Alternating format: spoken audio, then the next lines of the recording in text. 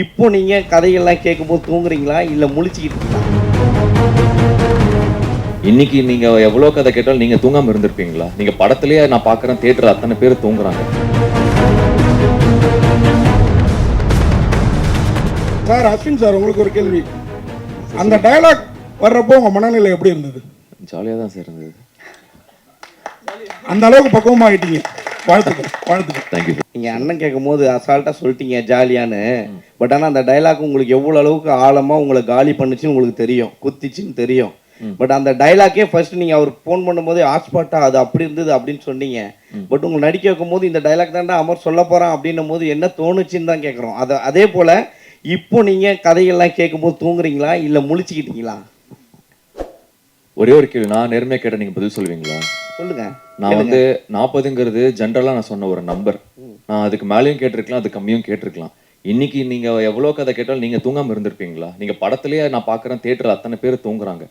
நாங்க யாரும் புண்படுத்துறக்கா யாரும் பேசுனது கிடையாது. நான் தெளிவாகவும் நான் அதுக்கான ஒரு வீடியோ நான் கொடுத்துட்டேன்.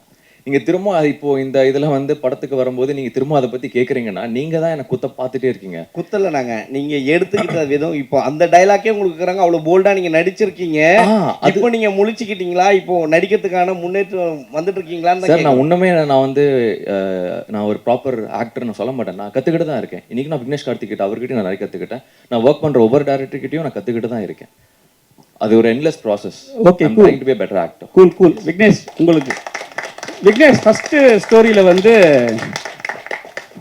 ஸ்டோரியில் வந்து ரெண்டு பெரிய நாயகன்கள் இறந்த உடனே அதான் அவங்க ரசிகர் இறந்துடுறாங்க. அதுக்கு வந்து அவங்க என்ன சொல்றாங்க, கதையே சொல்லாதீங்க சார். சாரி, அங்க அந்த அந்த இடத்துல வந்து அவங்க ஃபேமிலியை வந்து தத்தெடுக்க சொல்றீங்க. எனக்கு வந்து இப்போ வந்து நீங்க பெரிய லெவலில் வளர்ந்துட்டீங்க, சரிங்களா? நீங்க பெரிய ஹீரோ ஆயிட்டீங்க. ஹீரோ ஆயிட்டு உங்க சைட்ல இருந்து ஏதோ ஒரு தவறு நடந்து அது மாதிரி ஆயிடுச்சு. உங்க சைட்ல இருந்து நீங்க அந்த ஃபேமிலியை தத்தெடுப்பீங்களா? நானா? இல்லை, அகைன் இதுக்கு பதில் சொன்னா கதை ரிலேட்டடா பதில் சொல்ற மாதிரி இருக்கும்.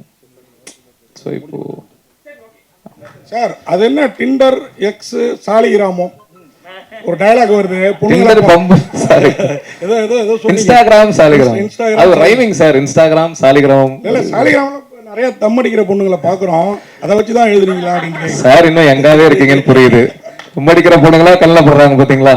ஆனா அஸ்வின் பத்தி கண்டிப்பா நான் இந்த படம் பண்றதுக்கு முன்னாடியே வந்து நிறைய பேர் வந்து இவரை பத்தி பண்ணுமா அப்படிலாம் சொன்னாங்க. ஆக்சுவலி நிறைய பேர் அதான் லென்த்தா போயிடும். நான் சக்சஸ் மீட்னு ஒன்று நடந்ததுன்னா அதுல லென்த்தா சொல்றேன். நீங்க நினைக்கிற மாதிரி அவர் கிடையாது. ஒரு டோட்டலா வேற மாதிரி உண்மையாவே.